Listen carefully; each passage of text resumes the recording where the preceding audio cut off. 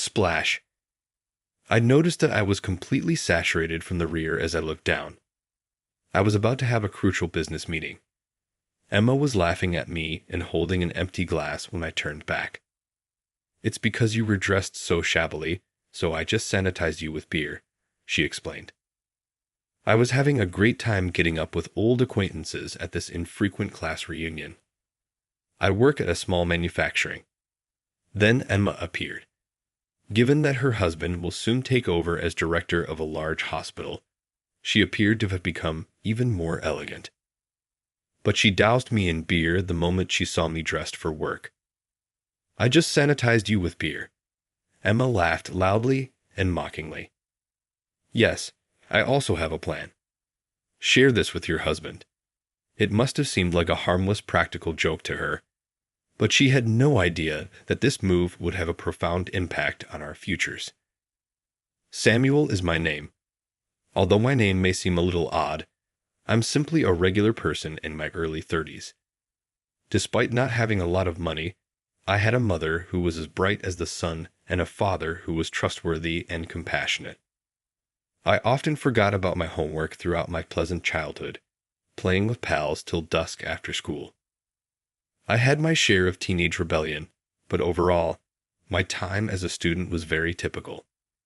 After graduating from college, I'm a working adult leading a busy but rewarding life. A month ago, the reunion invitation arrived. In addition to having work on the day of the reunion, I've been going to more business meetings lately. However, I briefly considered I'll be done around here that day as I turned through my planner. Yes, I am able to make it.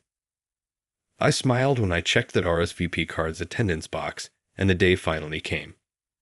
I went early in the morning to one of our clients, a manufacturing company, excited to see my old classmates. I was scheduled to meet with the person in charge, tour their plant, and watch the latter phases of the creation of some precision equipment today. Then, however, an unforeseen event occurred. The meeting I had planned was moved to the evening due to an issue that arose throughout the procedure. Oh no.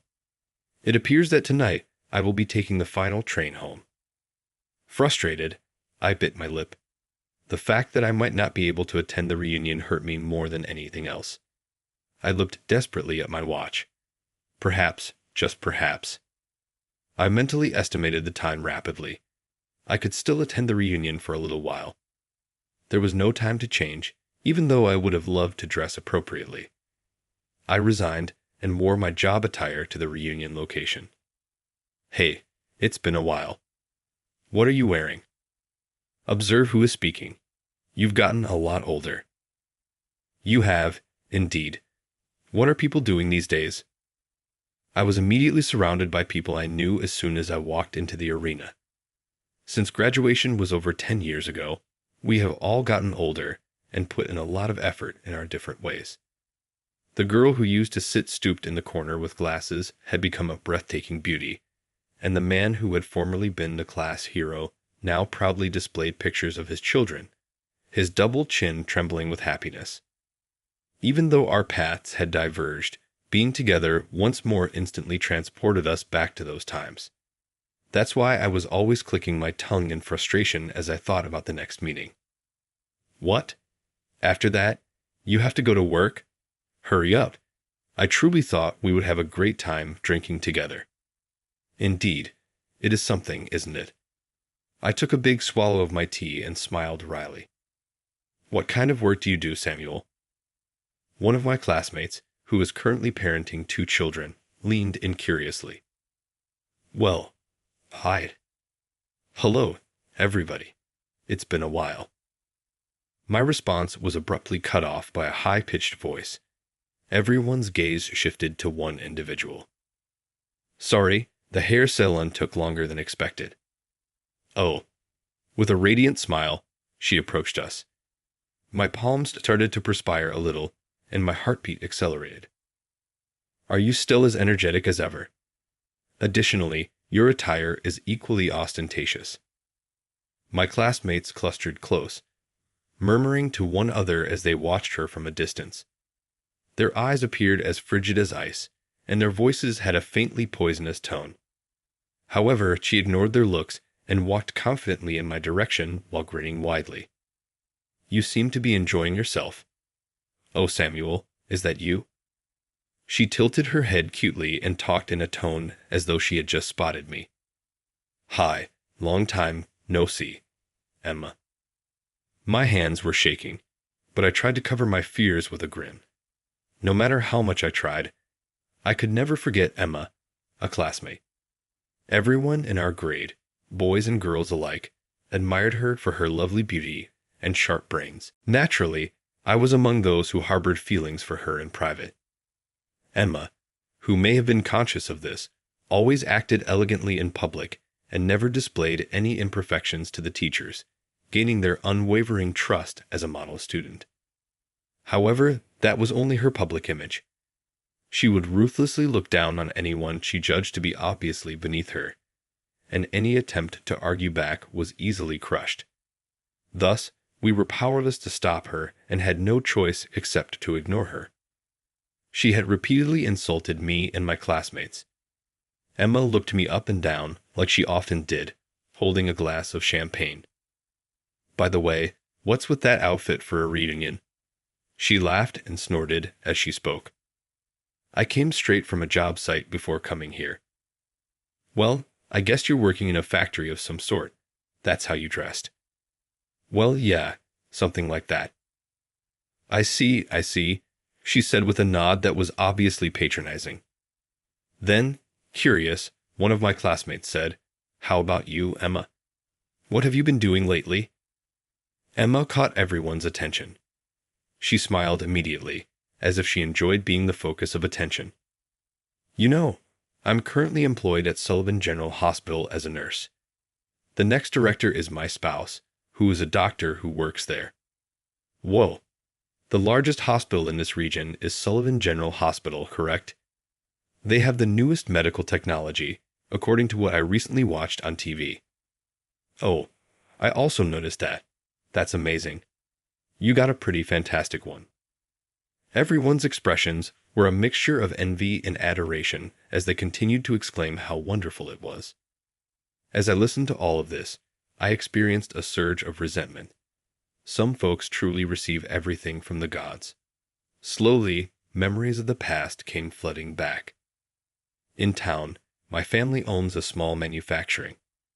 Since we worked as a subcontractor for a tiny corporation, our operations were never steady. However, my honorable father gained the confidence of multiple clientele by patiently taking on any task that came his way. I have a great deal of respect for my father since I grew up seeing him labor like way. I can't forget Emma's repeated insults because of this.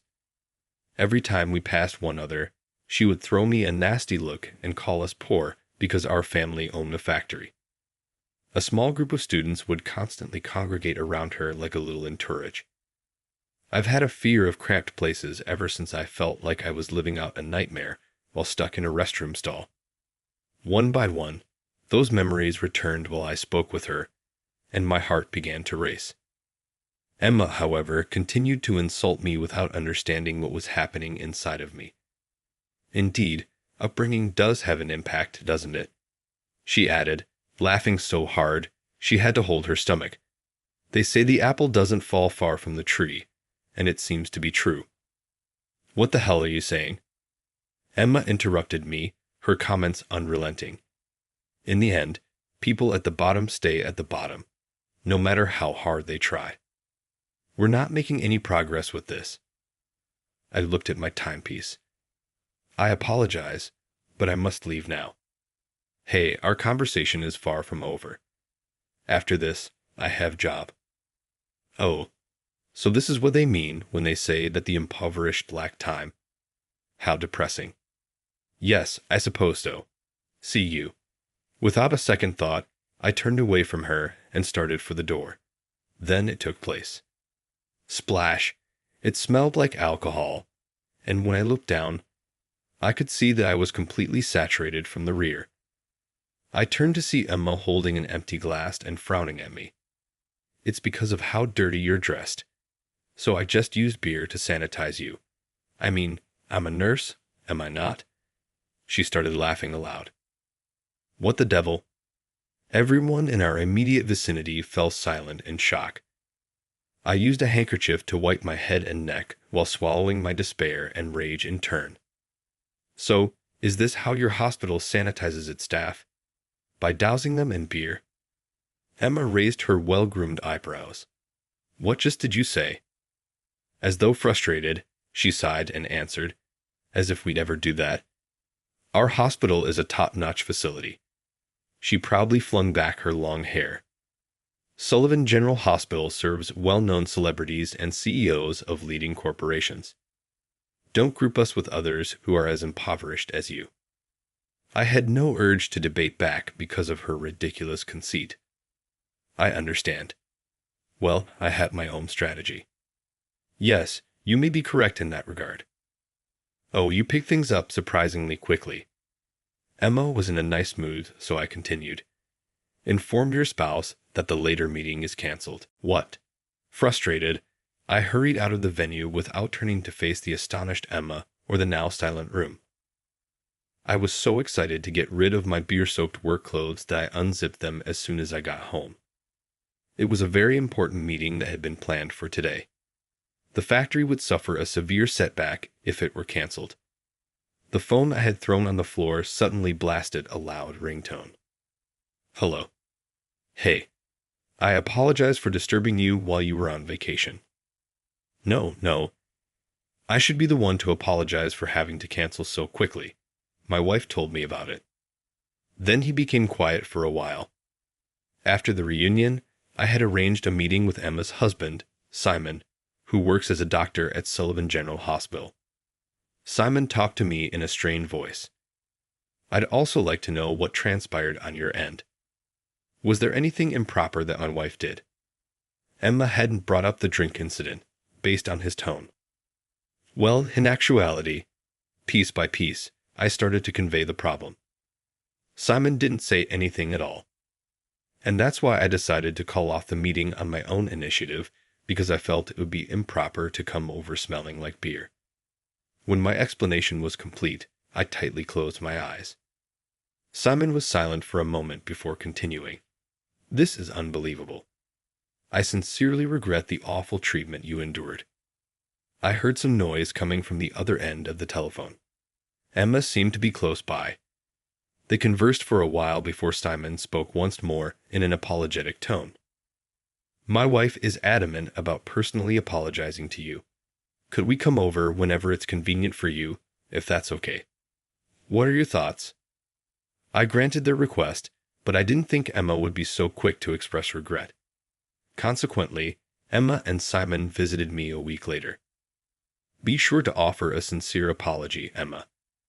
She grudgingly lowered her head and whispered an apology at Simon's insistence. I apologize for dousing you in beer. She was obviously only expressing regret because her husband was pressuring her to do so. Simon joined in the apologizing as well.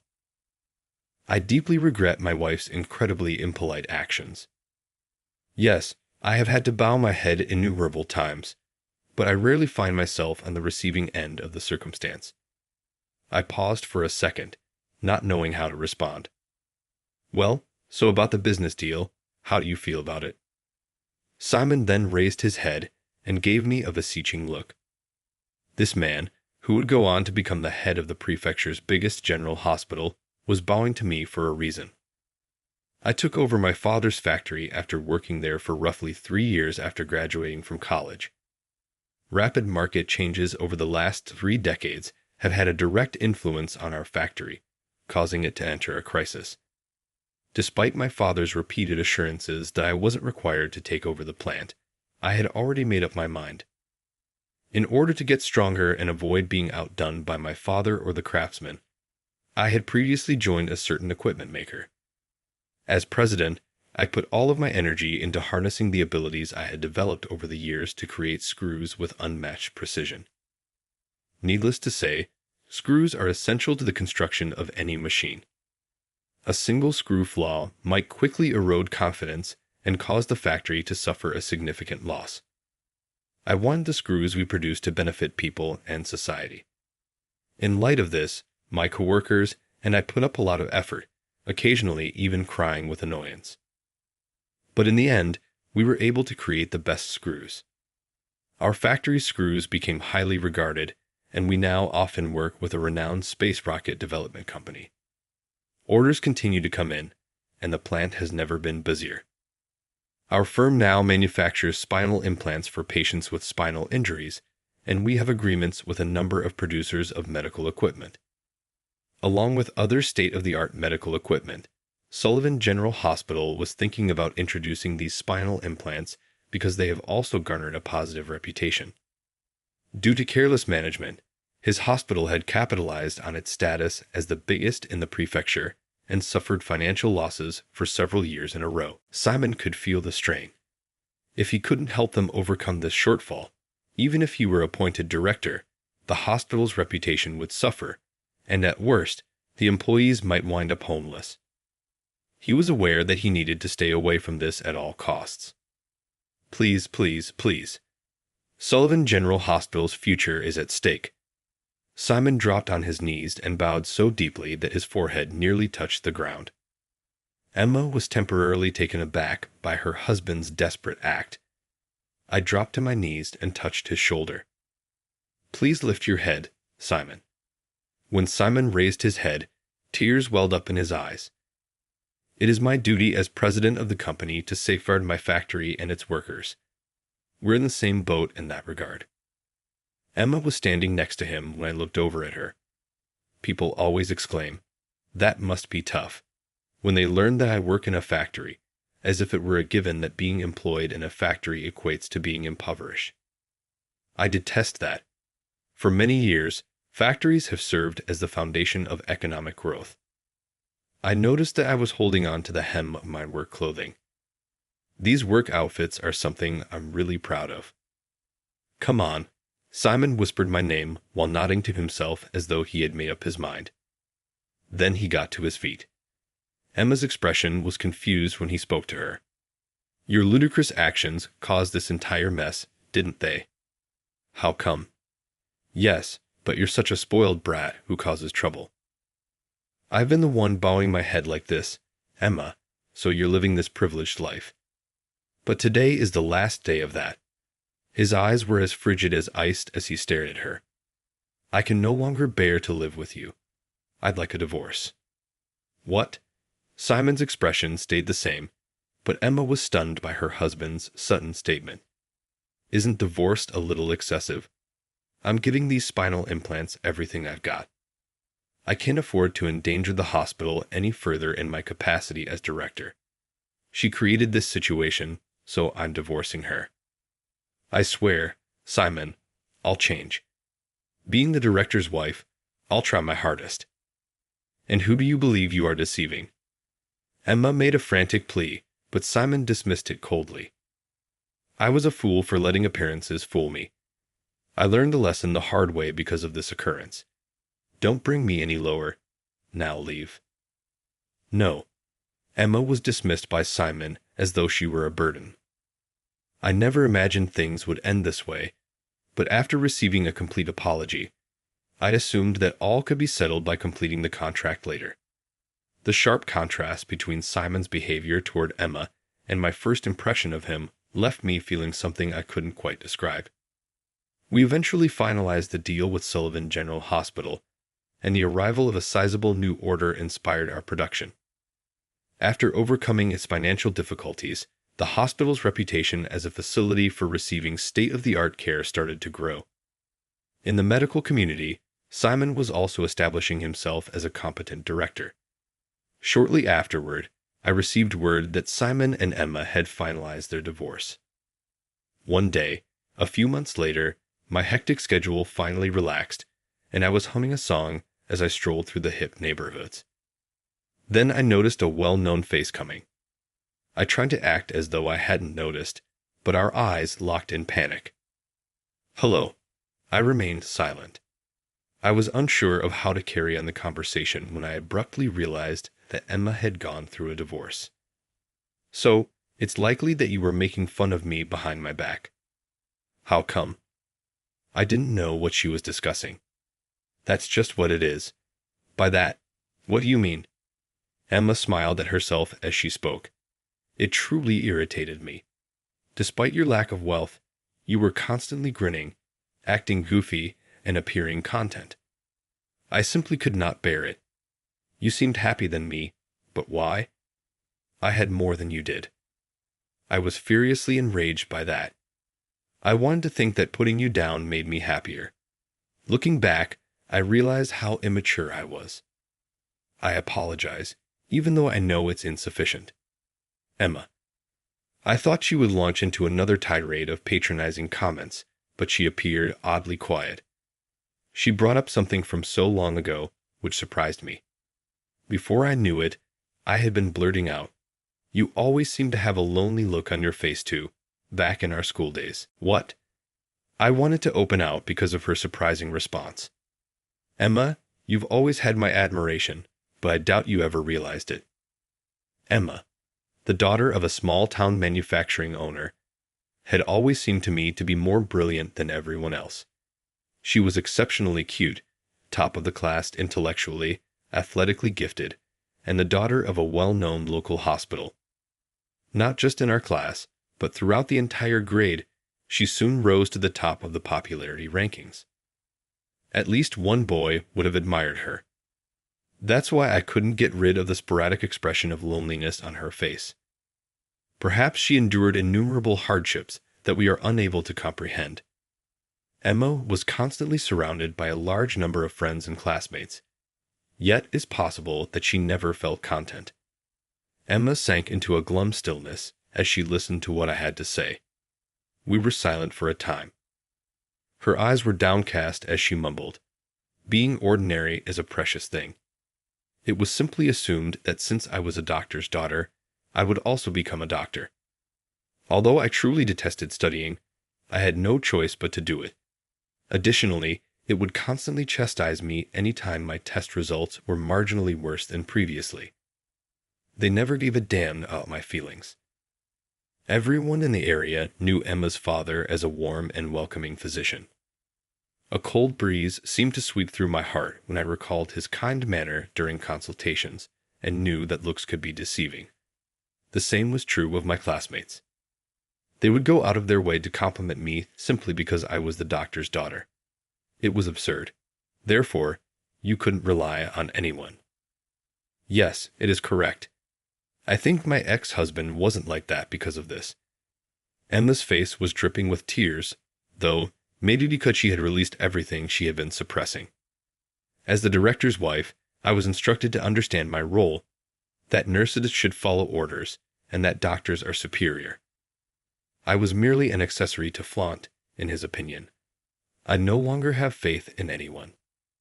As I watched Emma breaking down in tears, I asked the question that had been on my mind. But isn't that just your perspective, Emma? My heart briefly missed a beat as her damp eyelashes shimmered in the sunlight. Are you certain that everyone in your immediate vicinity had the same opinion? There may have been at least one who felt differently, even if the majority did. At least I didn't have such a limited perspective on you. What do you mean? I made the decision to at last open up about the emotions I had suppressed for so long. It's true that you treated me in a really terrible manner. I thought it was the worst until I saw you at the reunion. However, I kept catching myself observing you in spite of everything. She stopped talking. Emma didn't say anything, like though everything had stopped. I'm not sure if it was love or not, but your face always seemed so dejected when you said something unpleasant, and my chest constricted each time I saw that. What are you saying? Emma's face appeared to flush a little all at once. So, I think it's a waste for you to just assume you're a certain kind of person. I said hurriedly, trying to disguise my discomfort. It's not necessary for you to behave like a director's wife just now. It's far better to believe in your abilities and pursue your interests if they are present. Prove to them that you are more than simply a hospital owner's daughter. Being raised in a factory made everyone feel sorry for me, so I always tried to live like that. I detested that. In order to produce goods that would benefit people and society, I had to expand the factory that I inherited. That's the only thing I've worked on. As I spoke, she remained mute. I watched Emma's eyes well up with tears. Without knowing any of that, I treated you so terribly, she added, shedding large sobs. I apologize. I was mistaken. I'm so sorry. Please pardon me. Emma sank to the ground, seemingly in a profound bow, and again apologized before continuing. Emma seems to have fully altered her perspective and begun a new life in a spot a little further away from here after giving careful thought to what she had done to me. Hey, a long time has passed. You look good. Thank you indeed. I'm thankful that work is going well. Now, in contrast to previously, she had a gentle air and seemed confident and at ease. I'm still taken aback. I had no idea you had this side. I inhaled deeply as I looked around at the expansive rural area encircled by mountains. Her long, shiny hair, glitzy makeup, and chic attire made her look very different from how she used to. She now held a hoe, wore a hijab, and seemed remarkably comfortable with dirt on her face. Due to a connection she made while working at the hospital, Emma, who had always had a passion for farming, changed careers to work for an agricultural firm. Despite the fact that agriculture had nothing to do with medicine, it appears she grew enthralled with the allure of farming and found fulfillment in the consistent physical labor. You took a very brave step. I never thought the old you would do this. Emma gave me a teasing smile and glanced up at me. People aren't always what they appear, you know. You previously advised me to continue pushing myself with interests of mine. Did I? The activity of the past few days had caused me to forget what I faintly remembered saying. You did, indeed. I had the guts to jump in after hearing those remarks. I've always wanted to give farming a shot at least once. The wind caused the cabbage leaves to shake and spread out over the field. Emma's determined gaze was fixed on the horizon. I've come to the realization that farming will continue to deteriorate in the absence of mechanization. We therefore require the screw you create. Emma's company had approached our factory to discuss a possible relationship, as they were currently working with local businesses to build agricultural robots. The important day for that negotiation was today. I figured it was a win-win situation for me to close the purchase and learn about Emma's recent life. By the way, there's something I've been meaning to ask. What? Emma's cheeks began to flush, and I saw it. About when you said you like me. Oh. My body temperature quickly increased due to this unanticipated turn of events. Is that still valid? She had a playful, yet somehow joyful, grin on her face. I smiled and said, trying not to show how anxious I was, of course. It is common for people to make inaccurate assumptions about other people based on their circumstances and family history. A person's life will be restricted if they rely solely on their privileged upbringing and can only keep themselves valuable by demeaning others. Nevertheless, regardless of your circumstances or history, if you continue to work consistently on the things you are passionate about, eventually your efforts will pay off. I was once in your shoes, so I can relate to individuals who are experiencing worry or who have given up because they believe their family is too impoverished. But don't give up, please. One day, a modest curiosity about something you wish to explore could have a huge impact on your life.